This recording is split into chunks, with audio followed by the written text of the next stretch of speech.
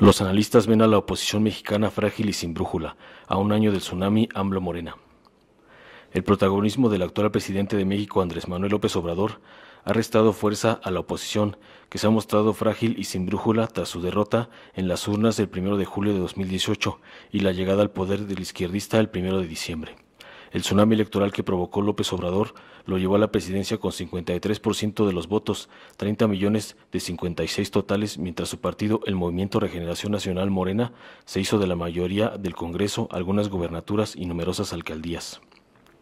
Fue un golpe del que sus adversarios no han logrado reponerse. Integrada por los partidos Revolucionario Institucional, PRI, Acción Nacional PAN y de la Revolución Democrática PRD, la nueva oposición mexicana, entre comillas, trata de solventar su actualidad de la mejor manera, según especialistas entrevistados por EFE. Con el PRI en plena reestructuración, el PAN sin liderazgos y el PRD en riesgo de desaparecer, estos partidos no han ubicado su lugar en el tablero político. Para el coordinador del Centro de Estudios Políticos de la Facultad de Ciencias Políticas y Sociales de la Universidad Nacional Autónoma de México, UNAM, Ken Birg Puente, uno de los problemas más importantes que tiene la oposición es que no ha logrado pronunciarse como una propuesta alternativa de gobierno viable. Para el académico, esa debería ser la principal misión de la oposición en este país, y no tanto obstaculizar o buscar que fracase el actual gobierno, el cual hoy en día tiene una oposición frágil, sin capacidad de interlocución con otros actores, y parece que es una oposición en la búsqueda de su propia identidad. De acuerdo con el también investigador, cada partido ha estado ocupado en observar hacia adentro sus propias transiciones internas. El otrora dominante PRI revisa la elección de sus dirigentes al tiempo que estudia cómo reorganizarse ahora como fuerza de oposición, aunque llega muy disminuido como nunca en la historia, como tercera y en ocasiones hasta cuarta fuerza política en el Congreso. En tanto el PAN, que sería ahora mismo la principal oposición, no ha sido una voz que aglutine a los opositores y parece sufrir un factor de discordia y no ha generado consensos al interior del partido, mientras el PRD está prácticamente desapareciendo.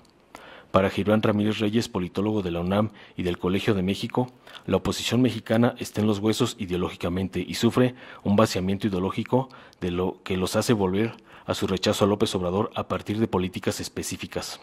Como ejemplo, puso el rechazo de los opositores a la política social de López Obrador, que entrega becas a estudiantes, recursos económicos a personas con discapacidad y de la tercera edad, entre otras acciones, porque ellos consideran que se entrega a personas que no trabajan.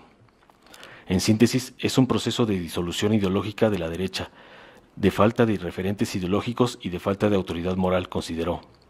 Para Ulises Flores, profesor e investigador de la Facultad de Latinoamericana de Ciencias Sociales Flaxo de México, al no tener una competencia o una oposición relevante, el presidente López Obrador tiene una gran cancha para poder establecer las políticas que él quiere. Además, como tiene mayoría en el Congreso y en muchas legislaturas estatales, así como apoyo de varios gobernadores de los estados, la oposición se las está viendo complicadas. Podríamos decir que no hay una oposición tan fuerte para sus políticas y eso le favorece en la gran mayoría de los temas. Flores, coordinador de la maestría en políticas públicas comparadas de la institución, dijo que la oposición sufre un reacomodo natural porque la aplastante mayoría con la que ganó López Obrador le dio un gran margen de maniobra en negociación y sobre todo para poner los temas en la agenda en el orden y las prioridades que él quiere. Informó Mr. Político. Nos vemos en el siguiente video.